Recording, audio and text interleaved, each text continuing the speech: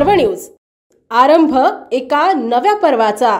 जळगाव शहरातील घरावर कर्जाचा डोंगर चढला। कर्ज कसे फेडायचे या विवंचनेतून विवाहितेने विषप्राशन केल्याची घटना जळगाव तालुक्यातील डिकसाई येथे घडली होती। दरम्यान उपचार सुरू असताना या विवाहितेचा गुरुवारी 1 फेब्रुवारी रोजी दुपारी मृत्यू झाला।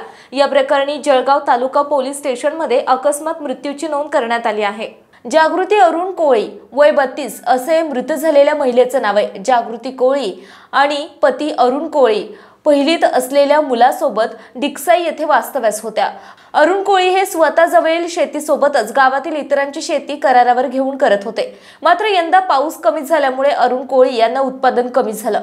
त्यात शेतीसाठी कर्ज घेतल्यामुळे आर्थिक अडचणी उभ्या राहिल्या।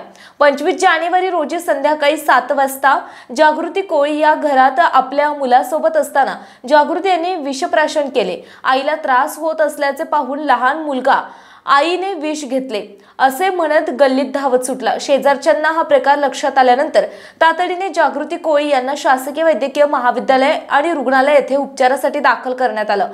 गेल्या आठवडाभरापासून त्यांच्यावर उपचार सुरू होते।